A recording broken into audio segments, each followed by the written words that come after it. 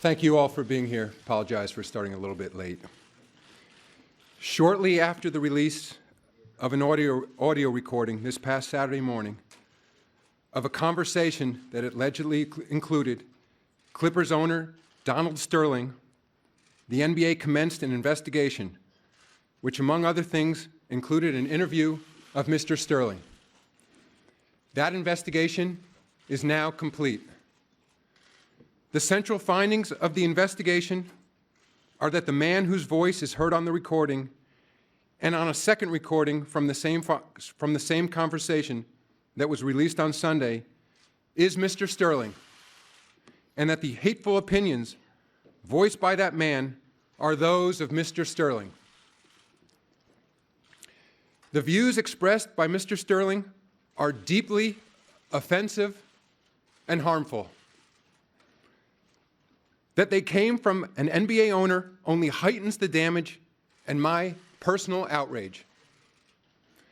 Sentiments of this kind are contrary to the principles of inclusion and respect that form the foundation of our diverse, multicultural, and multi-ethnic league. I am personally distraught that the views expressed by Mr. Sterling came from within an institution that has historically taken such a leadership role in matters of race relations and caused current and former players, coaches, fans, and partners of the NBA to question their very association with the league. To them, and pioneers of the game like Earl Lloyd, Chuck Cooper, Sweetwater Clifton, the great Bill Russell, and particularly Magic Johnson, I apologize.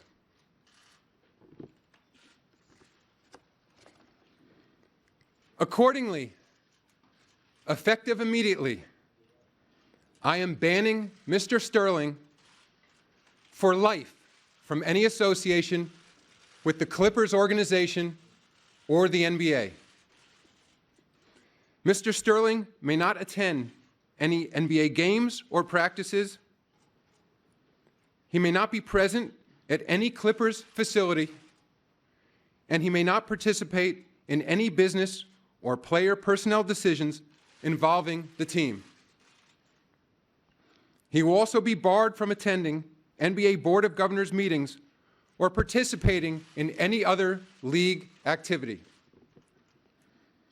I am also fining Mr. Sterling $2.5 million, the maximum amount allowed under the NBA Constitution. These funds will be donated to organizations dedicated to anti-discrimination and tolerance efforts that will be jointly selected by the NBA and its Players Association. As for Mr. Sterling's ownership interest in the Clippers, I will urge the Board of Governors to exercise its authority to force a sale of the team, and will do everything in my power to ensure that that happens. This has been a painful moment for all members of the NBA family. I appreciate the support and understanding of our players during this process, and I am particularly grateful for the leadership shown by Coach Doc Rivers, Union President Chris Paul, and Mayor Kevin Johnson of Sacramento, who has been acting as the players' representative in this matter. We stand together in condemning Mr. Sterling's views. They simply have no place in the NBA. Thank you, and I'll take any questions. We'll take questions now. We'll start with Scott in the back right. Adam Scott Soshnick, Bloomberg. Do you or any of your emissaries have any clue as to whether Mr. Sterling will acquiesce to your wishes to sell the team, or do you expect a fight? I have no idea. Take the next question right here, Rachel. From polling the owners that you've spoken to, what support do you think you have to force Mr. Sterling to sell the team? I didn't poll the owners. I spoke to several owners, and I have their full support. On the right, Brian. Adam Bryan, Mahoney from the Associated Press. What kind of authority do they have to force a sale? The owners have the authority, subject to 3/4 vote of the ownerships, groups of the partners, to remove him as an owner. Fifth row in the middle. Hi, I'm Lisa Guerrero with Inside Edition. The word you used specifically was outrage. You said that you were personally outraged. Yet many people believe that they are outraged, that for years people have known that this man is a racist slumlord and the NBA hasn't done anything until today. Can you please answer why? I can't speak to past actions other than to say that when specific evidence was brought to the NBA, we acted. Okay. Over here, second row on the left. Jovian with Fox News, The Kelly File. Should someone lose their team for remarks shared in private? Is this a slippery slope? Whether or not these remarks were initially shared in private, they are now public, and they represent his views. Fifth row in the middle, Tim. Let's get a microphone there, please. Tim Bontis from the New York Post. Adam, what was the process to coming to this decision over the last couple of days, and when did you decide that this was the appropriate action to take? I ultimately decided this morning that this was the appropriate action, and the process beginning Saturday morning when this tape was first released was to appoint an investigator. It was David Anders from the Wachtell Lipton firm. He conducted a series of interviews, some by phone, some in person. He concluded his investigation late last night. Seventh row on the left, Jeff. Let's give the microphone to Jeff, please. No, Jeff, right there. Seventh row on the left. Jeff Zilgett, USA Today. Adam, you said you would encourage owners to force the sale of the Clippers. When will that action take place? The process will begin immediately. We will most likely use a standing committee of the NBA. The equivalent of our executive committee is our advisory finance committee. I've had several discussions with Glenn Taylor, who is our chairman of the board and also the leader of the advisory finance committee, and we will begin that process immediately. Third row on the end, Howard. Howard Beck with Bleacher Report. Adam, in your conversations with Sterling, did he own up to this immediately? Was it only after you guys had come up with some sort of proof? And what, if anything, has he expressed approaching remorse, regret, anything? What's his sentiment at this point? Mr. Sterling acknowledged it was his voice on the tape, and he has not expressed to me directly any other views. Okay. We'll go right here, please. Andrew Rosario, Arise TV Commissioner, right here. What message do you have for the Clippers and their fans and their fan base in terms of moving forward from this point on? My message to the Clippers fans is this league is far bigger than any one owner, any one coach, any one player. This institution has been around for a long time, and it will stand for a long time. And I have complete confidence in Doc Rivers, in the basketball management of that club, and the players deserve their support. They've just been through an incredibly difficult incident in their lives. On your left, Harvey. Over against the wall, Adam. Adam, Harvey Araton, New York Times.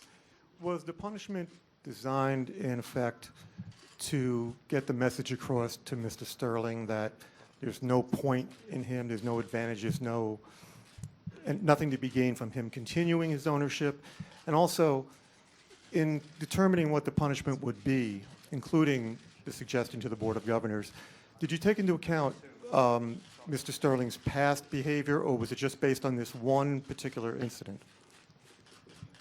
In meting out this punishment, we did not take into account his past behavior. When the board ultimately considers his overall fitness to be an owner in the NBA, they will take into account a lifetime of behavior. Fifth row in the middle, Ken. Ken Berger from CBSSports.com. Adam, could you just explain or lay out for us what specific power in the Constitution and bylaws you exercise with your ban, and what specific, was it a broad violation or a specific violation? And with respect to the forced sale, what specific section of the Constitution covers that, and is that a broad violation or a specific one? Ken, I'll let the lawyers lay out for you the specific provisions of our Constitution. Let's just leave it. We have the authority to act as I've recommended. 8th row in the back, please. Commissioner Stephanie Stepp from Harlem Community Radio. Is the NBA considering more African-American ownership at this point? Sorry, where am I looking? 8th row in the back in the middle. I'm sorry. Susan. Sorry, could you repeat the question? Sure. Stephanie Stepp from Harlem Community Radio. Is the NBA considering more African-American ownership at this point? We're always open to ownership from people of all races, nationalities, ethnicities. As you know, we have an African-American primary owner in the league right now. Shaquille O'Neal just became a small owner of the Sacramento Kings. David Robinson is an owner of the San Antonio Spurs. Vivek Ranadive, a person of color, born in Mumbai, India, just became the primary owner of the Sacramento Kings. So I believe we have a very diverse league, but I'd always like to see it become even more diverse. What about Magic Johnson? Is that an option at this point? Magic Johnson knows he is always welcome as an owner in this league. He's been a part owner in the past of the Los Angeles Lakers, and he's always welcome and a close friend of the NBA family. Thank you. On your left, Adam, over. Maggie Gray from SI.com. Did you talk to any of the players before you came to this decision? And what about Clippers players if they do not want to play for a team owned by Donald Sterling anymore? Do they have any recourse?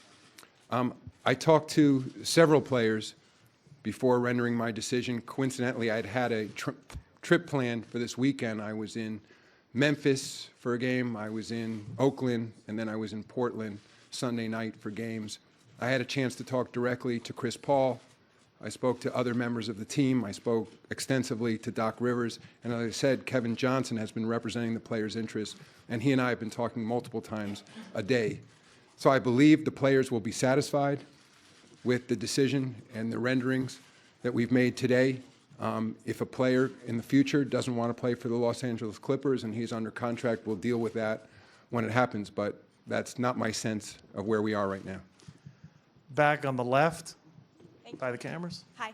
Kelty Knight from The Insider. Will this situation cause you moving forward to put new rules in place for owners from the NBA? I'm not sure. I mean, we're always willing to take a fresh look at our rules, our Constitution and bylaws, but I believe we have appropriate rules in place right now to cover a situation like this.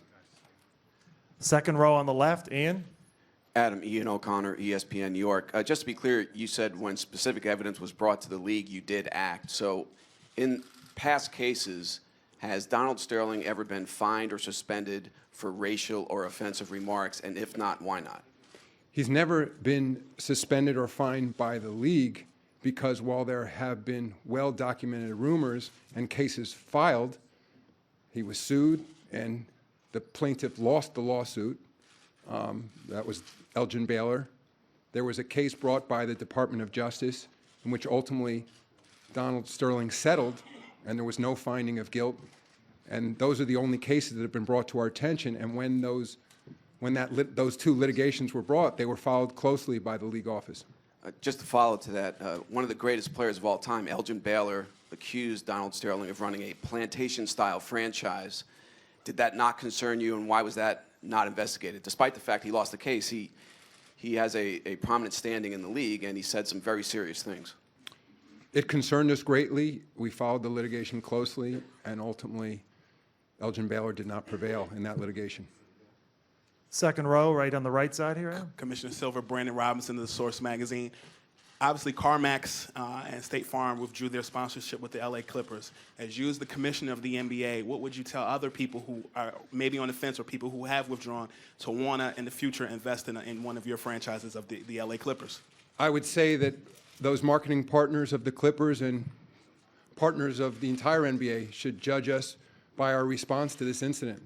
And I think we've responded appropriately, and I would be hopeful that they would return into their business relationships with the Clippers. On the left, on the front, against the wall over there. Great. Jason, Left. Yeah, thank you. Jason Carroll with CNN. I'm wondering if you've spoken to Mr. Sterling about this ban or any of his representatives, and if so, what has Mr. Sterling's reaction been to the punishment?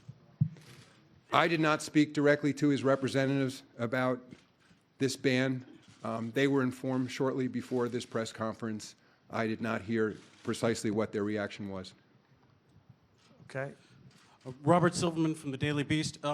Have there been any decisions about whether the immediate members of Mr. Sterling's family, including Rochelle and his, will be allowed to remain in an ownership or managerial position in the league as well? No, there have been no decisions about other members of the Sterling family. And I should say that this ruling applies specifically to Donald Sterling and Donald Sterling's conduct only. Sixth row on the right. Commissioner Mike McCarthy from Ad Age.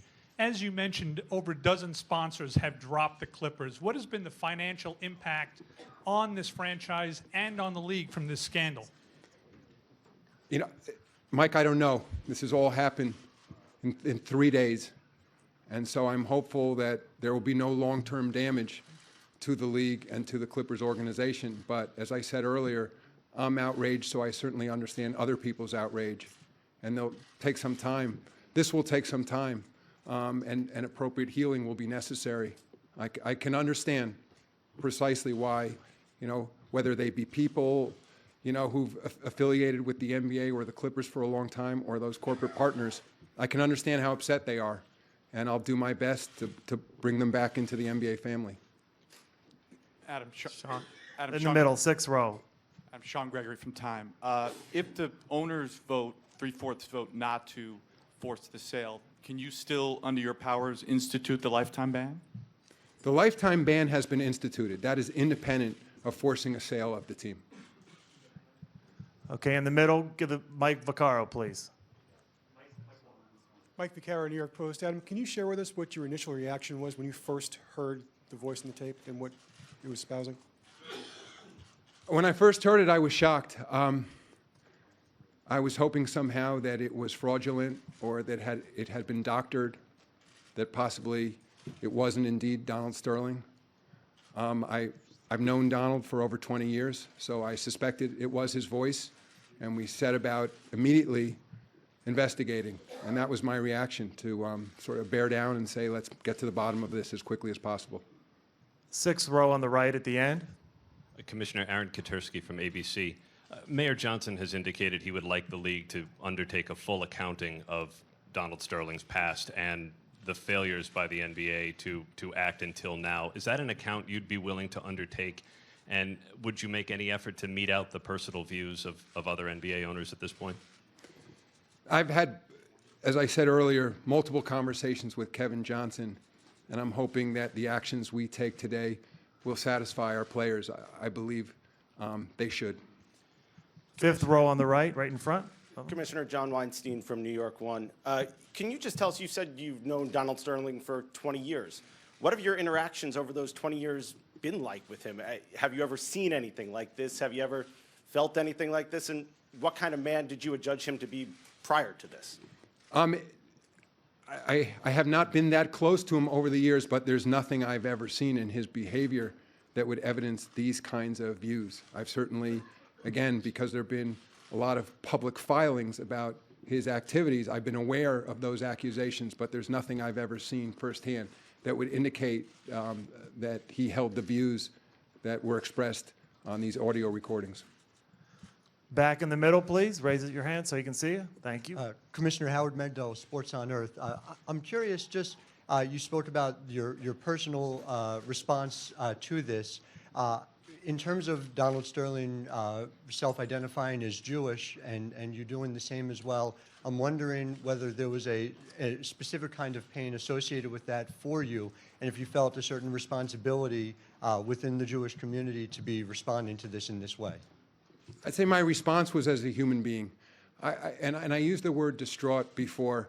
I spoke on Saturday morning directly to Chris Paul, to Doc Rivers, and it wasn't even anger at that point. I mean, there was a certain somberness. And frankly, I felt sort of most strongly and personally for that team. While this affects every player and anyone associated with the NBA family, that for those players and those coaches to go out and do what they need to do and play at the highest level in the world and have them hanging over this, I think caused me to have a certain sadness, I would say, about the entire situation. So I think this is, regardless of anyone's religion, ethnicity, nationality, I think this is incredibly hurtful. All right, I'm going to take two more back by the cameras. Mr. Silver, Joe Messeri, Pix 11 News. At any time during your conversation with Mr. Sterling, did he express any remorse or denial regarding these comments? Mr. Sterling has not expressed those views directly to me. I'm going to take two more. Andrew, right here for one. Commissioner Andrew Rosario, Rise TV again. It's been suggested that the the Clipper players, be granted free agency at the end of this year as a result of this issue. Is that something that can be considered? That is not something we're considering. Final question in the back in the middle. Please Commissioner raise your hand. Jason Page, NBC Sports Radio. If you don't get the three-quarter vote that you need, is it possible that Donald Sterling could still be an absentee owner profiting from this team, even though he's banned physically from doing anything with it? I fully expect to get the support I need from the other NBA owners to remove him.